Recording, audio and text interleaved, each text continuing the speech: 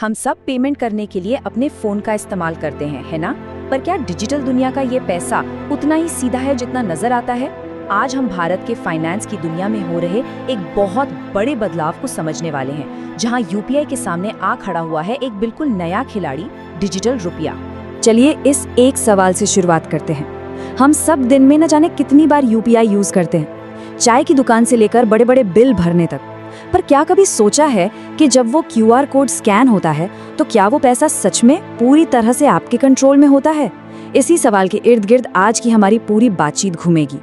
तो चलिए सबसे पहले बात करते हैं उस चीज की जो हम सबकी जिंदगी का हिस्सा बन चुकी है, यूपीआई।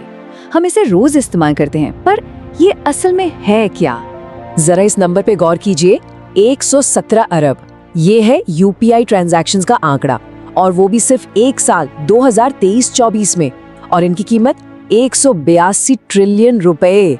ये कोई मजाक नहीं है। यूपीआई आज हमारी डिजिटल इकोनॉमी की रीढ़ की हड्डी बन चुका है, इसमें कोई शक नहीं। पर यहाँ सबसे मजेदार बात यह है कि यूपीआई असल में पैसा है ही नहीं, ये तो बस एक पेमेंट प्लेटफॉर्म है। इसे ऐसे समझिए कि ये सिर्फ कुछ निर्देश हैं, एक कमांड। जब आप क्यूआर कोड स्कैन करते हैं तो आप सीधे पैसे नहीं भेज रहे होते, आप तो बस अपने बैंक को हुक्म देते हैं कि भाई मेरे अकाउंट से पैसे निकालकर इस वाले अकाउंट में डाल दो। मतलब हर ट्रांजैक्शन के बीच में आपका बैंक खड़ा है। तो अगर यूपीआई सिर्फ पैसा भेजने का एक जरिया है, तो फिर असली डिजिटल पैसा क्या है? यही एंट्री होती है डिजिटल रुपए की या ई रुपए की। और एक बात साफ कर दूं, ये कोई नया पेमेंट ऐप नहीं है, ये तो पैसे का ही एक बिल्कुल नया अवतार है। इन दोनों में जमीन आसमान का फर्क है। यूपीआई है बैंक को दिया गया एक निर्देश, वहीं डिजिटल रुपया वो खुद पैसा है, द एसेट इटसेल्फ। यूपीआई पैसे भेजने का एक प्लेटफॉर्म है, ई रुपी डिजिटल फॉर्म में मौजूद असली रुपया है। और सबसे बड़ा फर्क, यूपीआई में बैंक हमेशा बीच में होता है, जबकि डिजिटल रुपया एक हाथ से दूसरे हाथ में सीधे जाता है, बिल्कुल कैश की तरह। इसे समझने का सबसे आसान तरीका ये है, सोचिए आप एटीएम से कैश निकाल रहे हैं, बस फर्क इतना है कि वो कैश आपके असली बटुए में नहीं बल्कि आपके फोन की एक डिजिटल वॉलेट में आ जाता है। अब जब आप किसी को पेमेंट करते हैं तो ये सीधा आपके डिजिटल वॉलेट से निकलकर उनके डिजिटल वॉलेट में चला जाता है। बीच में कोई बैंक नहीं, कोई बिचौलिया नहीं। ये है असली डिजिटल कैश, जिसकी गारंटी सीधे रिजर्व बैंक ऑफ इंडिया की है। लेकिन कहानी यहीं खत्म नहीं होती। डिजिटल रुपए के पास कुछ ऐसी सुपर पावर्स हैं जो इसे पैसे की किसी भी पुराने रूप से बिल्कुल अलग बनाती हैं। वो क्या है? ये प्रोग्रामेबल है, और हाँ, ये ऑफलाइन भी चल सकता है। तो ये प्रोग्रामेबल मनी आखिर है क्या भला? सोचिए, ये ऐसी डिजिटल करेंसी है जिसके कोड में ही नियम लिख दिए जाते हैं। मतलब ये पैसा सिर्फ किसी खास काम, खास जगह या खास दुकान पर ही खर्च हो सकता है। यहाँ तक कि इसकी एक एक्सपायरी डेट भी तय की जा सकती है। जरा सोच कर देखिए इसके इम्प्लीकेशंस। एक उदाहरण से समझते हैं। मान लीजिए सरकार किसानों को खाद खरीदने के लिए सब्सिडी देना चाहती है। स्टेप 1, सरकार प्रोग्रामेबल ई रुपी जारी करती है। स्टेप 2, ये ई रुपी सीधे किसान के डिजिटल वॉलेट में भेज दिया जाता है।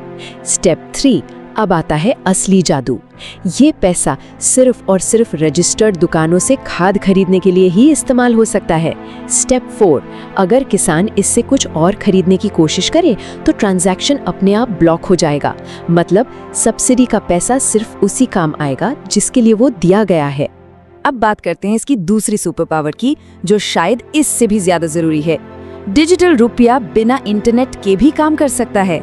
जी हाँ, आपने सही सुना, बिना इंटरनेट के। ये बहुत कम नेटवर्क सिग्नल या NFC यानी टैप एंड पे टेक्नोलॉजी पे भी चल सकता है, जैसे आपके कुछ कार्ड्स करते हैं। और ये इतना बड़ा गेम चेंजर क्यों है? क्योंकि ये एक अकेली खूबी भारत के उन दूर दराज और ग्रामीण इलाकों तक डिजिटल पेमेंट को पहुंचा सकती है जहां आज भी अच्छा इंटरनेट एक सपना है। ये उन लोगों को फाइनेंशियल सिस्टम से जोड़ सकता है जो अब तक इससे बाहर थे। लेकिन इतनी ताकत और इतने कंट्रोल के साथ एक बड़ा सवाल भी खड़ा होता है, क्या इस तरक्की की कोई कीमत है?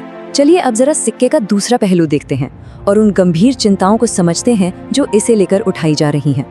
The Indian journal for research in law and management की ये लाइन चिंता की जड़ तक पहुंचती है। CBDC नकदी के विपरीत स्वाभाविक रूप से एक डिजिटल निशान छोड़ता है, एक वित्तीय निगरानी राज्य बनाता है। और ये बात बहुत गंभीर है, क्योंकि भारत का संविधान आर्टिकल 21 के तहत हमें राइट टू प्राइवेसी यानी निजता का मौलिक अधिकार देता है। सुप्रीम कोर्ट भी कह चुका है कि इसमें हमारे पर्सनल डेटा पर हमारा कंट्रोल शामिल है। ऐसे में एक ऐसी करेंसी जिसमें हर लेन देन पर नजर रखी जा सकती है, वो इस बुनियादी अधिकार पर ही सवालिया निशान लगा देती है। चिंताएं कई हैं। एक, लोगों की खर्च करने की आदतों के आधार पर उनकी प्रोफाइलिंग हो सकती है और सारा डेटा एक जगह इकट्ठा हो सकता है। दूसरा, हमारी फाइनेंशियल आज़ादी छिन सकती है, बिना किसी की नज़र में आए खर्च करने की आज़ादी। तीसरा, एक चिलिंग इफेक्ट पैदा हो सकता है, जहां लोग ये सोचकर अपना व्यवहार बदल लें कि उन पर नज़र रखी जा रही है। और आखिर में, जो लोग डिजिटल रूप से साक्षर नहीं हैं, वे इस सिस्टम से बाहर हो सकते हैं, जिससे एक नया डिजिटल डिवाइड पैदा होगा। और ये दुविधा सिर्फ भारत के सामने नहीं है, दुनिया भर के देश इसी कश्मकश से गुजर रहे हैं। चलिए देखते हैं कि अलग अलग देश इस चुनौती से कैसे निपट रहे हैं और भारत के पास क्या रास्ते हैं। यहाँ तस्वीर और साफ हो जाती है। चीन अपने डिजिटल युआन के साथ बहुत आगे बढ़ चुका है, जहाँ फोकस स्टेट सर्विलेंस यानी सरकारी निगरानी पर है। वहीं दूसरी तरफ European union privacy by design वाले डिजिटल यूरो की बात कर रहा है, जिसका मकसद ही व्यक्तिगत आज़ादी को बचाना है। और अमेरिका, वो बहुत सावधानी से कदम बढ़ा रहा है और कह रहा है कि किसी भी डिजिटल डॉलर के लिए पहले नागरिक अधिकारों की सुरक्षा की गारंटी देनी होगी। तो भारत कहाँ खड़ा है? पूरी दुनिया की नजरें हम पर हैं। भारत को इन मॉडलों के बीच अपना एक रास्ता बनाना होगा, एक ऐसा रास्ता जो टेक्नोलॉजी की ताकत को अपनाए, लेकिन अपने संवैधानिक मूल्यों, आज़ादी और निजता के साथ कोई समझौता ना करे।